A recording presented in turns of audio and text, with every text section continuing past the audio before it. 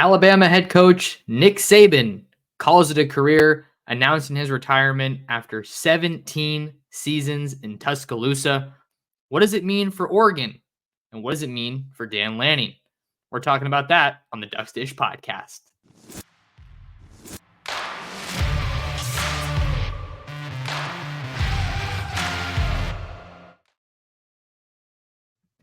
And we're back like we never left. Oregon fans, what's going on? How we living? Thank you so much for tuning in to another episode of the Ducks Dish podcast. We got I don't know if I'd say breaking news, but big episode for you guys. It is Wednesday evening, January 10th, as I record this, just after 9 p.m. here on the West Coast, coming to you from Long Beach, California. Big news, bombshell news in the college football world as Alabama head coach Nick Saban is retiring after spending 17 seasons with the Crimson Tide in Tuscaloosa. And one of the, if not the biggest job in college football is now open. So we're going to be breaking this one down, talking about kind of some instant reactions and what this could mean for Oregon, what this could mean for Dan Lanning. This is one of the biggest jobs in the sport, like I mentioned, and there's just so much that has come out from this just since it's been announced today on Wednesday. And you kind of have to figure, you're not surprised at all that Dan Lanning is going to be linked to this job, going to be targeted for this job. And I know Oregon fans have to be feeling like, oh man, here we go again. Just had the Texas A&M job open in late November, mid-November, after Jimbo Fisher was fired by the Aggies, and Dan Lanning stood firm in his commitment to Oregon and strongly shut down any kind of rumors or possibility that he would be heading to College Station or any other school, saying that there was a 0% chance that he would be coaching anywhere else, and just everything that you wanted to hear if you were an Oregon fan as it pertains to Dan Lanning's long-term commitment to stay in Eugene, to head up the Oregon program, and ideally, right, lead the Ducks to their first ever national championship in program history. But here we are now on Wednesday, and Saban's calling it quits, calling it a career at 72 years old. So it's interesting to me because I feel like part of this decision for Saban had to be tied to how much the game of college football has changed. And we're talking about the NIL era, name, image, and likeness. We're talking about the transfer portal, which has made it harder to hang on to the players that are currently on your roster.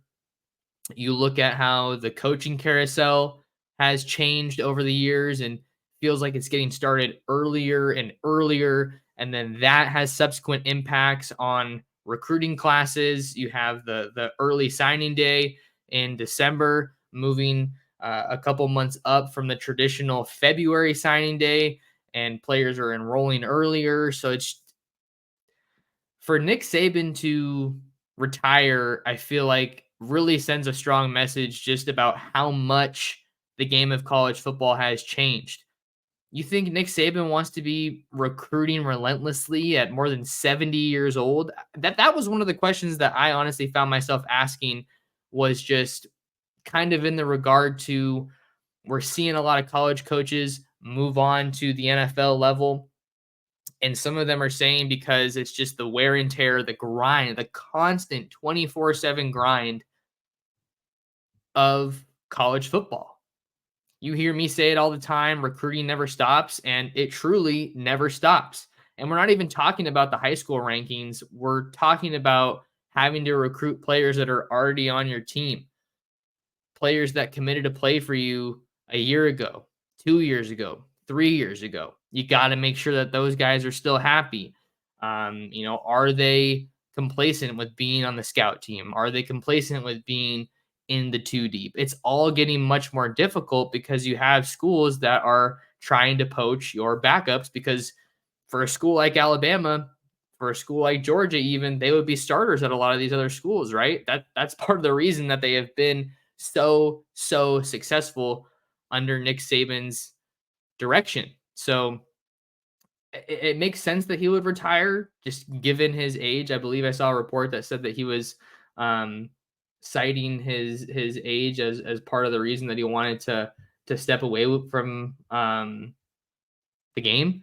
And then you also have wanting to spend more time with family. Like that's obviously a huge part. And given the 24/7 nonstop nature of the game, that the family life with a coach is something that is obviously put under a lot of strain. So it's pretty phenomenal and insane that Nick Saban is calling it a career. I mean, Alabama has been, wasn't always, but has been the gold standard of college football for the longest time. And it's because of Nick Saban. It wasn't the dominant force that it is today before Saban took over or even right away, but he has developed that Alabama program into something that was a model of consistency, even with player departures, coaching staff changes. It was the same sequence every year that players and coaches would come in and leave the program. And well, here we are, another season, and Alabama is right in the race for an SEC championship or right in the thick of a college football playoff appearance yet again. 7 national titles for Nick Saban as he rides off into the sunset and retires. So, phenomenal coach, the best college football head coach that we've ever seen. But now we got to get into what it means for the sport, and what it means for Dan Lanning and the Ducks. So, obviously, you knew that Dan Lanning was going to be tied to this job. Dan Lanning was going to be listed as a target or a potential candidate. And we've seen no shortage of crazy things on social media in the hours since this has been announced earlier on Wednesday. We've seen fans posting flight tracker pictures. We've seen reports that we think maybe have some legitimacy that Dan Lanning could be in Tuscaloosa or that he could be interviewing for this job. I'm not reporting any of that. I'm just telling you guys that it's out there. So we're gonna have a discussion around it and we're gonna talk about it. One of the first things that I think makes a lot of sense to talk about here is the commitment that Dan Lanning has voiced for the Oregon program for the long term. I remember he did an interview with Adam Brenneman and talked about how you never think your first head coaching job is going to be or could be your last job. And that really seemed like it still seems like it could be the case with Dan Lanning, because I think there is some value in the fact that Oregon Athletic Director Rob Mullins was the first one to give him that shot as a head coach, coming over from Georgia as their defensive coordinator and saying, "Hey, here are the keys, man. Here are the keys to this program that is one of the best in the country. You know, maybe doesn't have the history that a lot of these blue bloods do, but here are the keys to the Ferrari. Go bring it home. Go get that first national championship." And it's hard to argue against the results that we've seen from Dan Lanning in these first 2 years. I think that you have 2 10-win seasons, 10 or more win seasons in your first 2 years as a head coach. And your only 2 losses this year were to a Washington team that went to the national championship. I know a lot of fans probably hold that against Lanning, seeing that that's a rival and that is one of the most important games that you play on a year-to-year basis. But I mean, Dan Lanning clearly has this Oregon program headed in the right direction after 2 really strong seasons. You have a Holiday Bowl victory over North Carolina, and then you have a Fiesta Bowl victory over a Liberty team that was severely outmatched, but you can't argue with the results. I mean, aside from those 2 losses to Washington, this was a really good season for Oregon. Makes me think I got to do a season takeaways story or season takeaways podcast. But You see the success that Dan Lanning has had at Oregon, and he's saying all the right things as far as his long-term commitment and doing everything he could virtually to shut down those coaching rumors. But in today's age of college football, you got to address the elephant in the room. That was back in November. That was almost 2 months ago. Has he given anybody any reason to believe that that's not still the case? No, he hasn't. But the reality of the matter is there is a coach opening, a head coaching vacancy at one of the most prestigious programs in the entire sport. And for my 2 cents, I think back to previous Oregon coaches, Willie Taggart, Mario Cristobal, how those guys left after more or less saying that they wanted to stick around, but that Florida State dream job was always there for Willie. That Miami dream job was always there for Mario. And it was kind of a talking point and almost a joke when Dan Lanning got hired, as far as William Jewell College isn't exactly big time football. So people didn't need to worry about him getting drawn away from Oregon for that job. But this is Alabama. Alabama is one of 2 schools that I think I have thought Dan Lanning would ever leave Oregon for. Alabama and Georgia. And the other thing that's really interesting, I didn't really script this one too much. It's just kind of going off the dome. So guys, bear with me if it's a little bit messy or kind of all over the place. But another thing that I think is an interesting point to bring to the table here is, if you're Alabama, if you're the alumni, if you're the donors, if you're the athletic board, athletic department, are those 2 seasons that you've seen from Dan Lanning at Oregon, are those 2 seasons enough to say without a doubt or with a ton of confidence, hey, that's our guy. Let's give him the keys to the car, right? Like we were talking about with Rob Mullins and Dan Lanning. Let's greenlight that. 2 seasons as a head coach at the Power 5 level.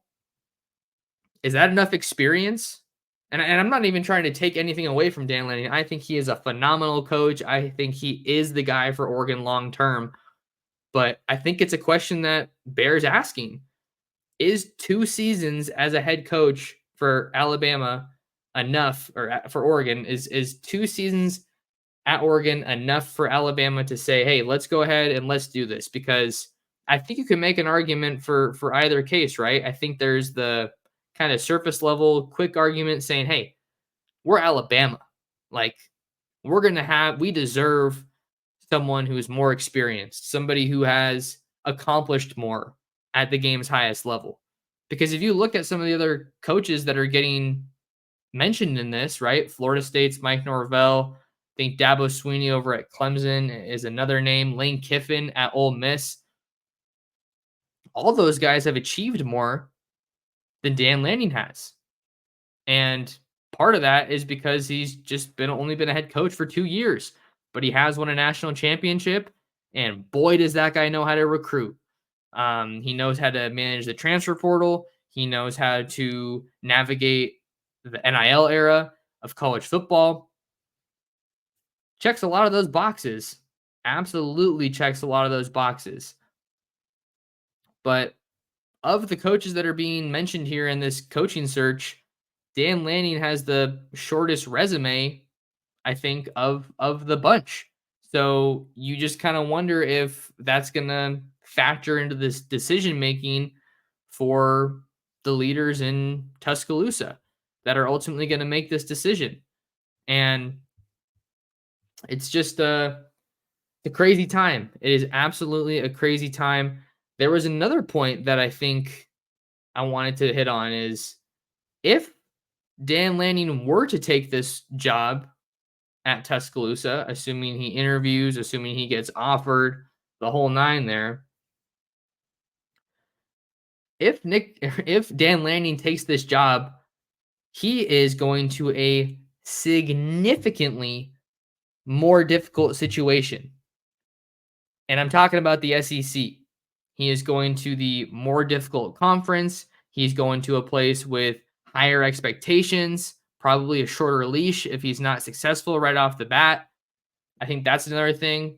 What's the margin for error at Oregon? What's the margin for error at Alabama?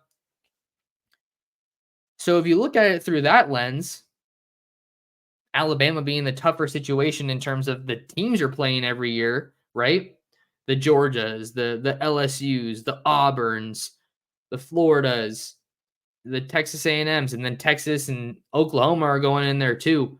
If you look at that situation, what is the path to a national championship? What is a path to winning? What is the path to what Dan Lanning ultimately wants as a head coach?